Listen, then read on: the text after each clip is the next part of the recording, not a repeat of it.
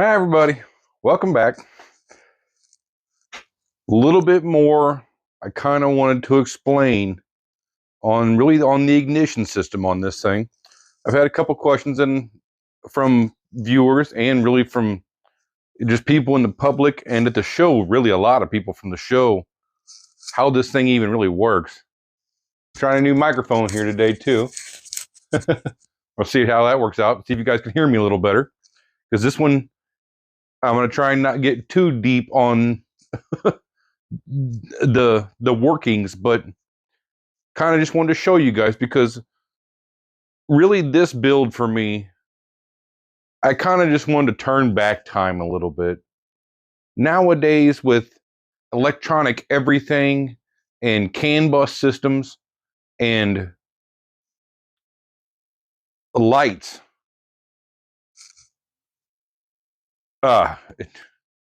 it's about got me out of the market. I'm kind of done working on new stuff. I know guys at the new dealerships or at dealerships now, Harley, Honda, Yamaha, Polaris, Harley especially, the CAN bus systems are just over the top and just it's kind of nuts really because there's just too much stuff packaged into a we call it 10 pounds of shit in a 5-pound bag. Doesn't really fit. It kind of works, but it's just too much. This thing, it's almost to that point just because it's such a small bike. If it was bigger, I'd have more room for everything. It's cut down to keep the weight down, so there's really no extra anything. I'm the extra. I got plenty right here. So keeping it trimmed down was really the key for me, and really just kind of turning back time. This MSD box, it was a used old MSD box that really nobody wanted because it's for an old, I think it's for old GM stuff, old waste fire coil pack GM stuff. DIS4 Plus is what it is. So it's for a distributorless ignition. But it could be used on some stuff nowadays, but there's way better stuff, and you don't need that. But on this, it's absolutely perfect. And that's kind of what I want to show you guys. Down here on the ignition, this is the main ignition right here on the older style engines, really. And a lot of this, I kind of wanted to somewhat break it down for the newer generation. They didn't really get any of this stuff. Us older guys, we know all about it. It's a points ignition. It's a points trigger. This one has a dual fire trigger. So it's 2 cylinders that waste fire on each cylinder. So it's firing every other rotation on 2 cylinders, but that goes to 2 coils which fire 2 cylinders at the same time. So when it fires number 1, it's actually firing number 1 and number 4. When it fires number 2, it's actually firing number 2 and number 3. So that's how a waste fire ignition works, and it really works totally fine. The only reason why they wanted to change stuff nowadays was for the dwell time on the coils. The dwell time is increased whenever you're not firing it as a waste fire. And now with individual coil packs, they only fire 1 time every however many rotations it is, depending on how many cylinders it is. Show you guys down here. Hopefully you can see me down there. It's a dual point ignition. This is the factory ignition from the Honda. All developed, by Soichiro many, many years ago. This stuff works really, really well, guys. Really, really well. The one thing you really have to do is a little bit of maintenance. Keep making sure it's in time. You see, I got my marks up here. Pretty simple, really. And let me see here. Oh, it's up here somewhere. Oh, there's a timing light.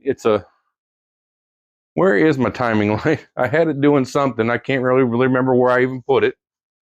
It's around here somewhere. That's really why I have the marks on here. So I know where there's a 0 right there. So you can see where 0 is, and that's my advance mark. And we're just right in between those, and I line it up right here. So we're not really much past the stock setting just a touch, just to get the rev up before the hob switch pulls the 2 degrees. So nothing happens down here. This all stays the same. The MSD box with the seat off, you can maybe see in there a little better. Let me move my breather filter here. Of course, you can't really see. Whoop. See the controls down there? Let's see. Oh, there we go. Yep. That's how I control everything right there. That's my full rev limit, my 2-step rev limit. The 2-step turns on when the clutch is pulled. So I have a 2-step rev limit, plus I have my ignition retard, which the hob switch, when that turns on with the boost pressure, essentially when the boost fills the charge tank here, it turns on the hob switch, which pulls over here on the other side. Let me see if you guys can see down in there.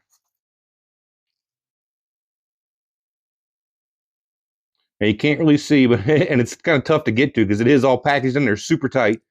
But that's where the retard adjustment is right there. So I can adjust when the clutch is pulled, the rev limit, the 2-step rev limit when the clutch is pulled, and then also how much timing the sensor, the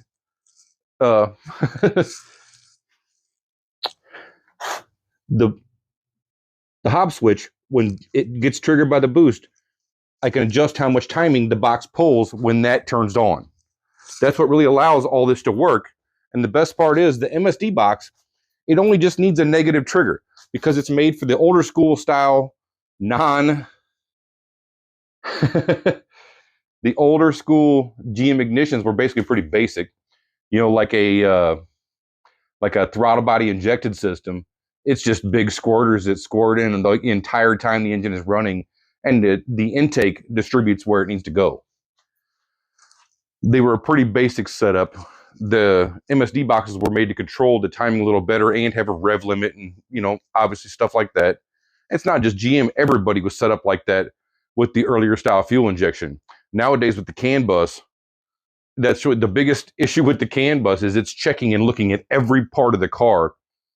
Every aspect of the wiring on that car is hooked into that, or the ECU knows it, so it can turn on lights on the dash and tell you what all is wrong, which can be way too much at times. I think we all know, trying to pay for these shops to try and figure stuff out nowadays, it can be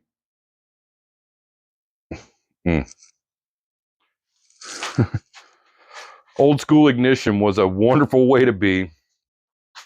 I have a different setup to put in down here, a Dyno, Hall effect deal, but I wanted to once again prove to myself. I've been a Honda Master Tech for a long time. I've worked on a lot of this stuff. I've seen guys race it and really turn it up. I wanted to do it myself. This thing is now turned up, I think, almost about 200%. It might even be 250%. The factory horsepower on this thing was, I think, like 49. And now it cranked out 146 on a low RPM pull in the dyno. And at the full pull, it's gonna make over 170, especially where the boost is now and the timing. Yeah. So let me show you guys here.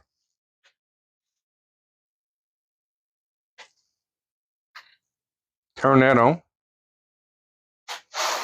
Little fuel pressure. Oh, yeah, we got pressure. Give a little bump here and see what happens. Oh, yeah, it sounded like it's going to be good. If you've never seen points work, there's a little cam in here that spins that opens these gaps.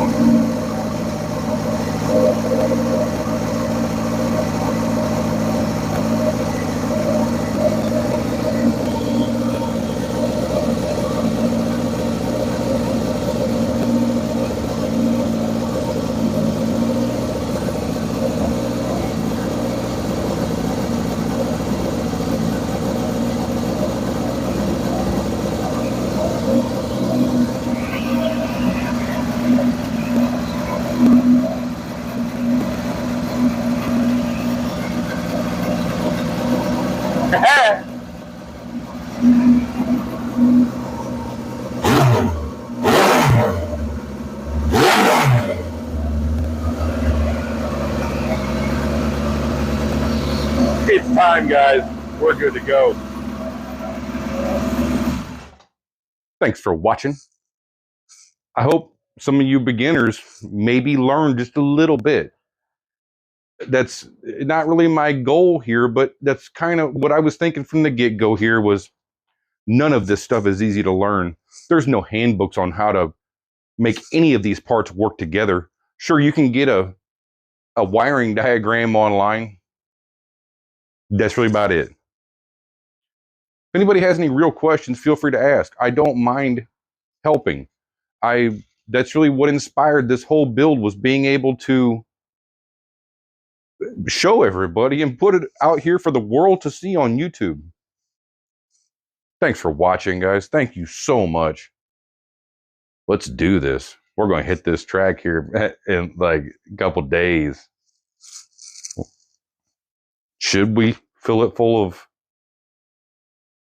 pump gas, or should we put some better stuff in there? If you guys have any thoughts, let me know. I'd like to, once again, think about it some more. Thanks for watching, guys.